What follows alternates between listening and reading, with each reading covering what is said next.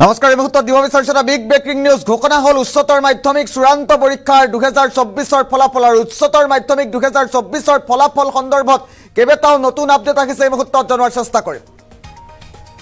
এটা ডাঙৰ খবৰ এইচএছ ৰিজাল্ট সন্দৰ্ভত নতুন খবৰ আনুষ্ঠানিকভাৱে ঘোষণা কৰা হল উচ্চতৰ মাধ্যমিক 2024 বৰ্ষৰ ফলাফল এটা বিগ ব্ৰেকিং নিউজ এই মুহূৰ্তত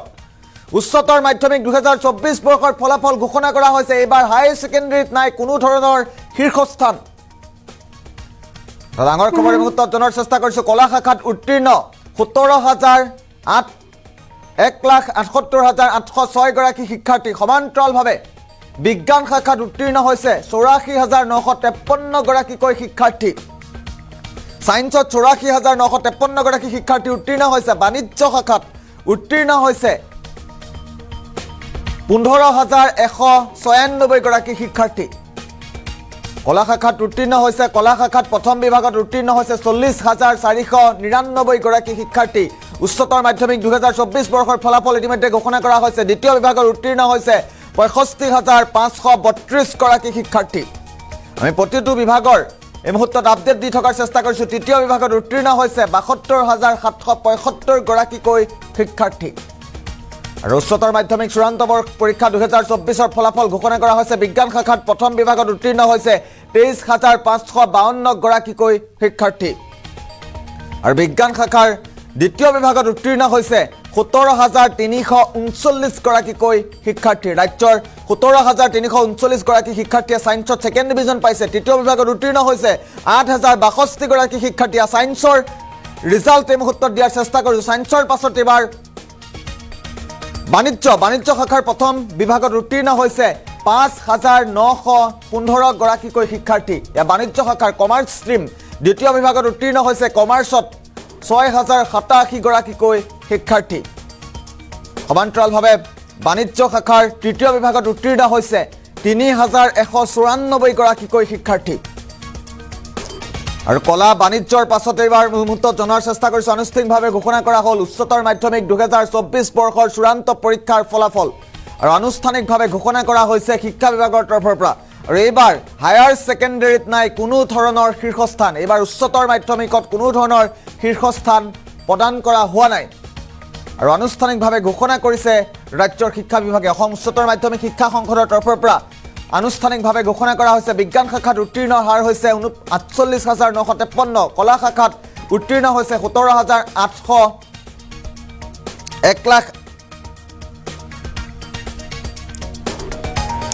আমি ইতিমধ্যে উল্লেখ কৰিছো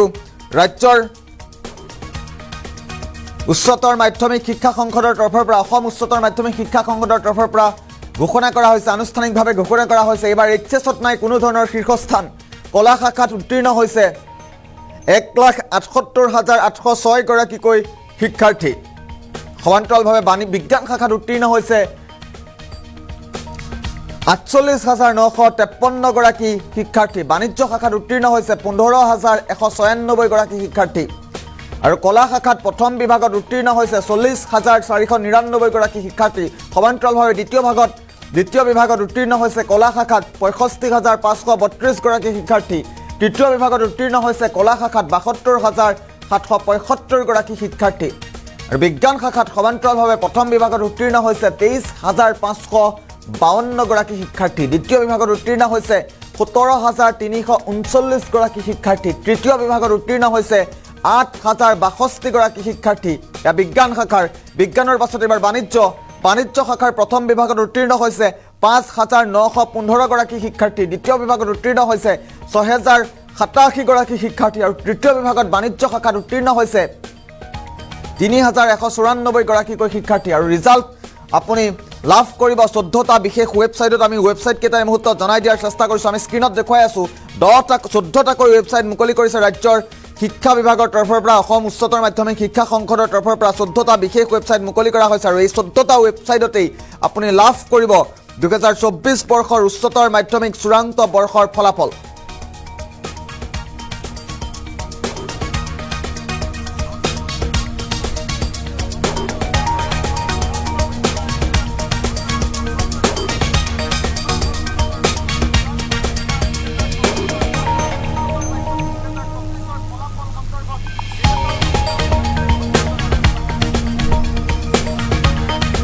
আৰু তৃতীয় বিভাগত উত্তীৰ্ণ হৈছে আমি ইতিমধ্যে উল্লেখ কৰিছোঁ আমি ৱেবছাইটকেইটা যদি সম্ভৱ হয় স্ক্ৰীণত দেখুৱাৰ চেষ্টা কৰিম কোনকেইটা ৱেবছাইটত আপুনি ৰিজাল্ট লাভ কৰিবলৈ সক্ষম হ'ব 14টাকৈ ৱেবছাইট যিহেতু মুকলি কৰিছে শিক্ষা বিভাগৰ তৰফৰ পৰা আমি প্ৰথমটো ৱেবছাইট এই মুহূৰ্তত অসম হায়াৰ ছেকেণ্ডেৰী এডুকেশ্যন কাউন্সিল.gov.in ত আপুনি লাভ কৰিব ৰিজাল্ট সমান্তৰালভাৱে আসাম jobsalert.com ত আপুনি ৰিজাল্ট লাভ কৰিবলৈ সক্ষম হ'ব 14টা বিশেষ ৱেবছাইট www.results.in ত আপুনি ৱেবছাইট লাভ কৰিবলৈ সক্ষম হ'ব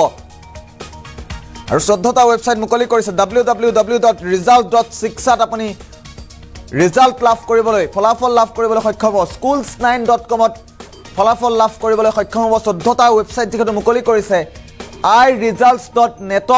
NET ত আপুনি ৰিজাল্ট লাভ কৰিবলৈ সক্ষম হ'ব সমান্তৰালকৈ www.indiaresults.com ত ৰিজাল্ট লাভ কৰিবলৈ সক্ষম হ'ব www.vidyavision.com ত আপুনি ৰিজাল্ট লাভ কৰিবলৈ সক্ষম হ'ব আৰু iresults.in ত আপুনি ফলাফল লাভ কৰিবলৈ সক্ষম হ'ব আৰু পুৱা 9 বজাৰ লগে লগে আৰু মাত্ৰ 9 বাজিবলৈ মাত্ৰ কেইটামান ছেকেণ্ড আছে www.assamresults.com ত লাভ কৰিব ৰিজাল্ট jagaranjosh.com ত লাভ কৰিব ৰিজাল্ট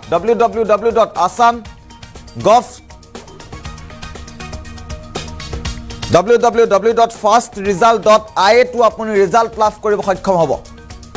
exam.etc.com ত আপুনি লাভ কৰিব উচ্চতৰ মাধ্যমিক 2024 বৰ্ষৰ চূড়ান্ত পৰীক্ষাৰ ফলাফল আৰু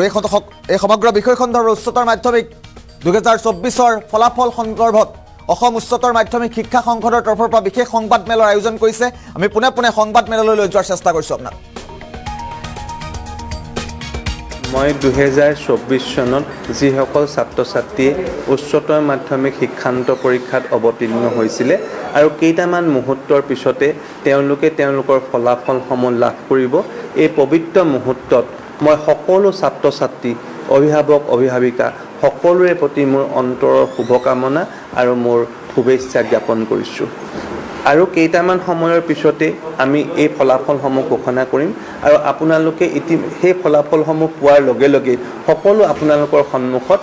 জল পটপট হৈ আপোনালোকে এইবিলাক দেখা পাব আপুনি ইতিমধ্যে যেটো প্ৰশ্ন কৰিছে এটো আপুনি ইতিমধ্যে পৰিষ্কাৰ হ'বই মই খালি এটাই কথা আপোনাক ক'ব বিচাৰিছোঁ যে চাওক কোনোবা এজন ছাত্ৰ বা ছাত্ৰী মাত্ৰ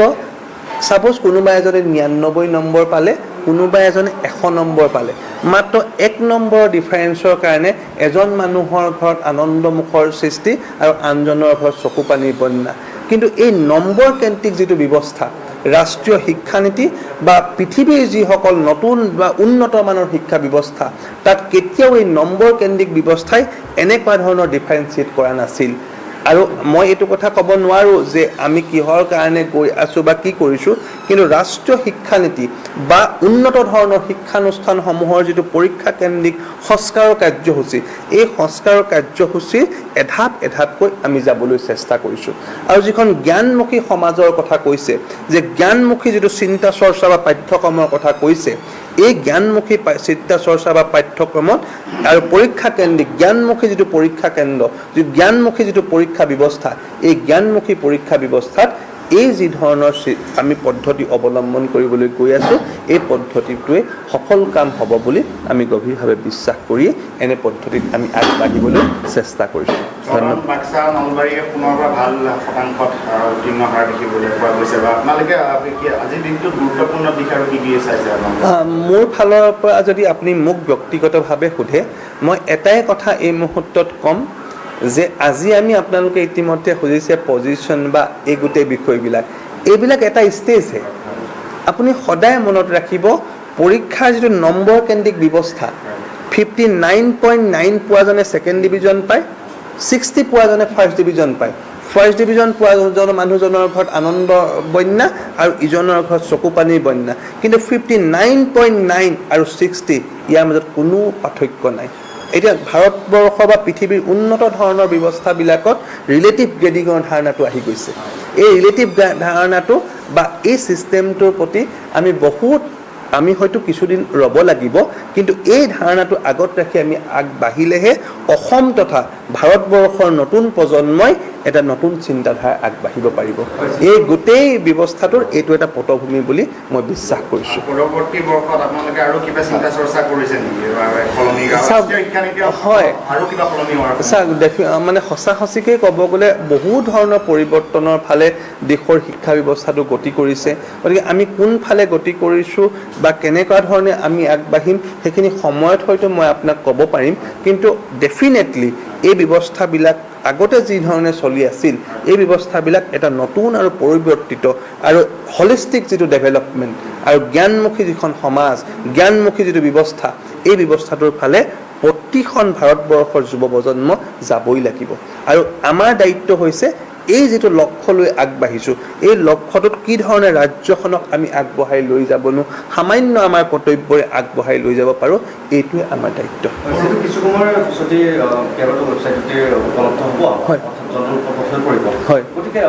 যিসকল প্ৰাৰ্থীৰ বা যিসকল কেণ্ডিডেট থাকে তেওঁলোকৰ যদি কিবা আঁকোৱা থাকে, তেওঁলোকে যদি পুনৰীক্ষণ কৰিব বিচাৰে, হয়, সেই তাৰ তাৰিখ আৰু বা তাৰ পদ্ধতিটো কেনেকুৱা ধৰণৰ? হয়, আমি ইতিমধ্যে আমাৰ নটিফিকেশ্যনখনত এই গোটেই কথাটো লিপিবদ্ধ কৰিছোঁৱেই। আজিৰ পৰা 3 দিনৰ পিছতেই আমাৰ যিখন পুনৰীক্ষণ.com, আমাৰ পুনৰীক্ষণ.comৰ জৰিয়তে প্ৰতিজন ছাত্ৰ ছাত্ৰীয়ে তেওঁলোকৰ যদি কিবা অভাৱ অভিযোগ তেওঁলোকৰ সন্তুষ্ট হোৱা নাই, প্ৰথমে তেওঁলোকৰ ৰিচেকিঙৰ কাৰণে আবেদন কৰিব পাৰি। যোৱা বছৰ তেনেকুৱা 2-এটা কেছ মোৰো দৃষ্টিগোচৰ হৈছে, আৰু এইবাৰ মই ভাবোঁ তেনেকুৱা ৰিজাল্টৰ পাছত মাৰ্কছ লৈ তেনেকুৱা এটা পৰিৱেশ সৃষ্টি নহ'ব বুলি মই নদি নকওঁ, কিন্তু মই আশা কৰোঁ।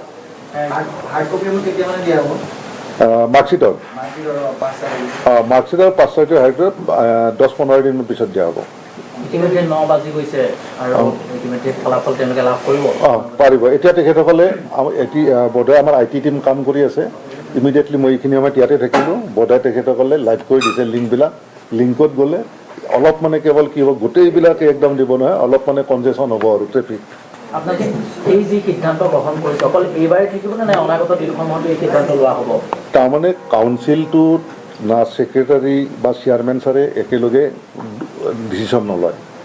আমি অনাগত দিনবিলাকত কি ডিচিশ্যন ল'ম, সেই ডিচিশ্যনটো আমাৰ মানে কাউন্সিলত উত্থাপন কৰিম। সেই ইয়াত বিভিন্ন ষ্টেক হোল্ডাৰ থাকে, ষ্টেক হোল্ডাৰৰ ইণ্টাৰেষ্টৰ ওপৰত সেই কথাখিনি কাউন্সিলত উত্থাপন কৰাৰ পিছত কাউন্সিলে যেনেকৈ ডিচাইড কৰে তেনেকৈ আমি মানে সিদ্ধান্ত ল'ম।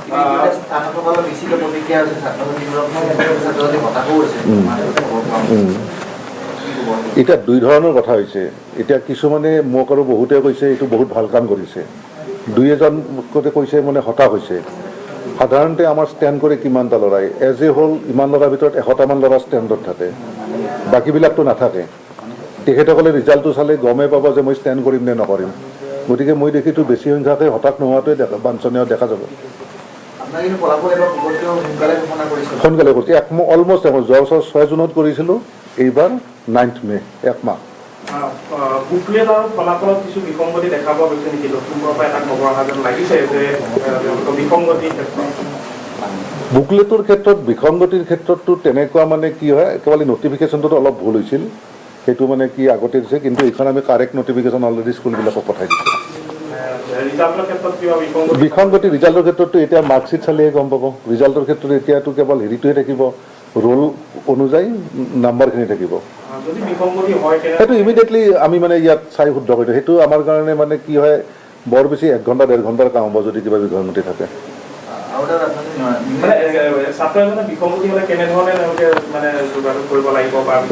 বিসংগতি হ'লে তেখেতে চাওক, এটা ল'ৰা ছোৱালীৰ ৰিজাল্টটো কেনেকৈ চাব, ৰিজাল্টটো চাব তেখেতে যেতিয়া ৱেবছাইটত তেখেতৰ roll number, registration number, session এইকেইটা দিয়াৰ লগে মাৰ্কশ্বিটটো পাব। মাৰ্কশ্বিটটো তেখেতসকলে চাব তেখেতৰ মাৰ্কশ্বিটটো প্ৰপাৰলি জেনেৰেট হৈছে নে হোৱা নাই। যদি মাৰ্কশ্বিটটো প্ৰপাৰলি জেনেৰেট হোৱা নাই তেতিয়া সেইটো বিসংগতি হ'লে বা সেই পাৰ্টিকুলাৰ মাৰ্কশ্বিটটো থাকে। আমি বাৰ টেষ্ট কৰিছোঁ, কালি ৰাতি 12:30লৈকে আমি টেষ্ট কৰিছোঁ, কিন্তু আমি তেনেকুৱা কোনো মাৰ্কশ্বিট বিসংগতি, আমি ৰেণ্ডম নাম্বাৰ দি চাইছোঁ, কিন্তু বিসংগতি আমি পোৱা নাই। যদি তেনেকুৱা দৃষ্টিগোচৰ হয় বিসংগতিটো কি সেইটো চিন্তা চৰ্চা কৰিলে ইমিডিয়েটলি আমি তাক ঠিক কৰি ল'ম।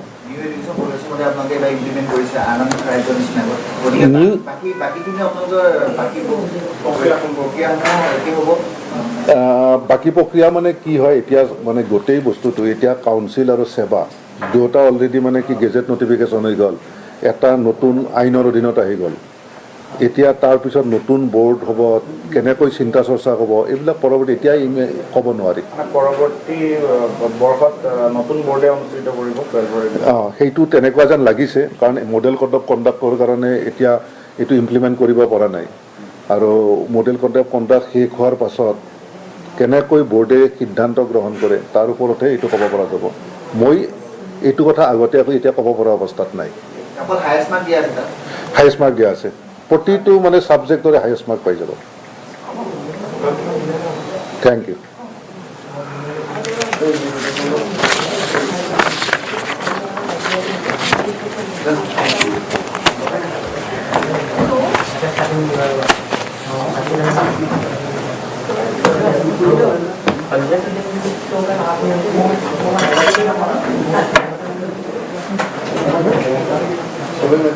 Gracias.